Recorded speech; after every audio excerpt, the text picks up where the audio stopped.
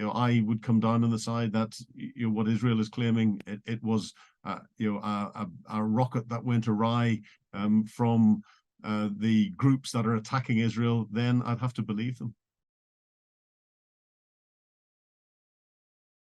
The Israeli Defense Force have just given a comprehensive press briefing where they've explained how they've looked at trying to identify what the issue was in the explosion around the hospital. They used videography and photography, both in the visual spectrum and the infrared spectrum, to be able to analyze, and that will allow you to analyze what sort of fire that there is, and in looking at the fire you can understand whether that fire has come from a particular type of explosive or whether it's come from fuel or whatever. They've also been able to do visual analysis to look at the damage that there has been to the buildings and to where the potential impact point was for the whatever it was that caused the explosion, and found that there's been no cratering there. There's been no direct damage to the hospital building itself. It seems that everything was focused around the car park, and the damage to the cars that are in the car park would suggest that there was an intense fire that goes on. And the car park, of course, will have been packed with refugees, innocent Palestinians seeking refuge, thinking that the grounds of the hospital would be safe. And then there was analysis from radar looking at the missile attacks that were going on and identifying the launch of missiles and their tracks across the Gaza Strip on their way to Israel, and it identified a number of missiles crossing over the hospital area.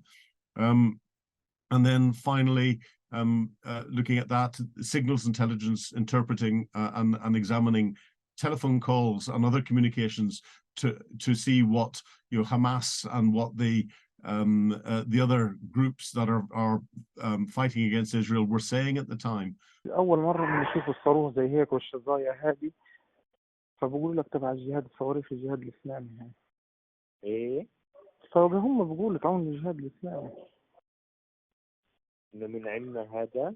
شكله من عندنا. And they've brought all that together. And the final bit of analysis is looking at your own operational data. Did you have any aircraft in the air at the time that were flying in that area? Was there any targeting going on in that area and everything else? And then when you put all of that together, you come up with a clear picture as to what probably happened. Again, we work in the game of probability rather than exactness here. So there's always an area for doubt. But if there were no aircraft flying in the area with none of the weapon systems on them that you have been claimed by Hamas as being used, then you can guarantee that it wasn't an Israeli airstrike. The rest of it is based on the probability of what happened. And they combine that with open source video. And I think the explanation that the Israelis have given, that it was a missile that was being fired at Israel that failed mid-flight and fell on top of the hospital. According to our intelligence, Hamas checked the reports, understood it was an Islamic Jihad rocket that had misfired, and decided to launch a global media campaign to hide what really happened. They went as far as inflating the numbers of casualties. Looking at the fire, looking at the lack of cratering and everything else would suggest that there was as much a fuel fire from the rocket as there was a fire created by the explosive warhead of the rocket, and the two together will have caused huge numbers of casualties. Possibly not in the 500 bracket that Hamas have claimed, but disinformation is an integral part of what's going on in any conflict, and this conflict in particular. It's not the Gazans that are trying to prove anything. It's Hamas and the terror groups. And I think we have to be very clear and recognize that Hamas does not represent the Palestinian people. They terrorize them as much as possible. And they want, unfortunately, the international community to see pictures of women and children being brought out of bomb buildings, their bodies strewn all over car parks after they've been killed. And they don't really care what has caused them to die. They just want those pictures to get out and help polarize people's belief into what's going on. They will back that up with an information campaign.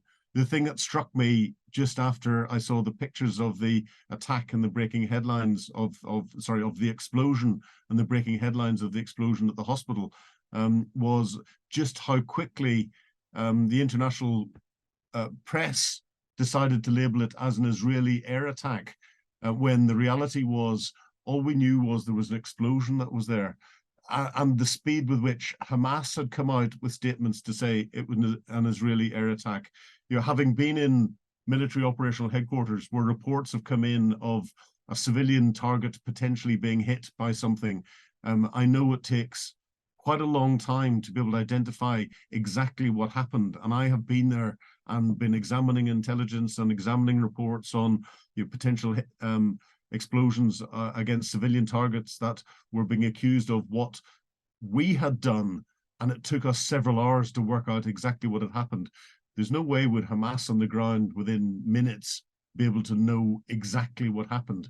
Yet their report was put out across social media, was picked up by the international press, and the headlines, which unfortunately helped inform and polarize people's thinking, blamed Israel whenever it's becoming clearer that it probably wasn't Israel.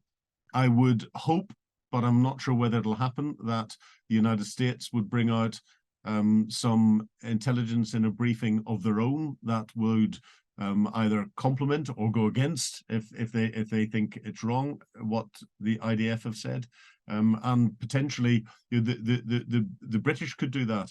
This is something that the wider Five Eyes community will have the capability of being able to analyze in much more detail. So I would hope that we get a statement out of the Five Eyes community to say one way or the other, and that would reinforce or undermine what it is that we're hearing, but give us greater clarification as to what actually happened.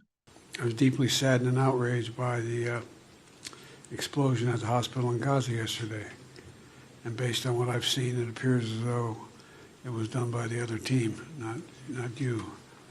Joe Biden will have been privy not just to what we've seen and not just to what the Israelis have produced. And of course, the Americans will be helping the Israelis, but the level of coverage that there is in the Middle East from US capabilities will provide an exceptionally detailed understanding of what happens, and been able to examine all of the rocket fires, and sit and look at things. There's a piece of intelligence called measurement and signature intelligence, where you can examine the infrared picture from a fire and you can identify whether that fire has been caused by a rocket fuel, by an explosive device, from wood, from whatever. You can look at the spectrum that is produced and it'll give you a chemical understanding of what happened. That's the sort of thing that can be brought to bear by lots of the different countries around the world that are looking at this. So Joe Biden will almost certainly have had that level of fidelity, and whenever he says what he's saying in support of Israel, I would come down on the side that what Israel is claiming, it was a rocket that went awry from the groups that are attacking Israel. Then I'd have to believe them. I think the biggest issue for the mainstream press whenever it comes to covering something like this is where there is a potential for uncertainty, don't provide a certainty unless you have got proof. Those main outlets that said it was an Israeli airstrike last night have polarized people who already had an opinion thinking it might be that. They've taken that as credibility and as proof, and it's very difficult to change someone's mind once they've made that mind up. Even if you provide more credible evidence afterwards, they will always try and find something to undermine that evidence and fit that decision that their minds have made. And this is where the international press doesn't just inform, it influences, and you have to look at that influence side of things. There's misinformation which is incorrect information that is accidentally passed around. Then there's disinformation, and disinformation is incorrect information that is deliberately passed around for effect.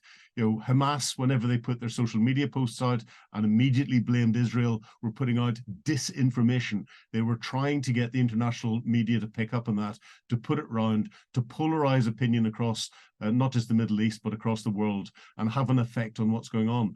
Timing-wise, it was as Joe Biden was just about to fly into Israel. What's the effect it's had? It stopped many of the meetings that he was going to have with regional leaders that would have tried to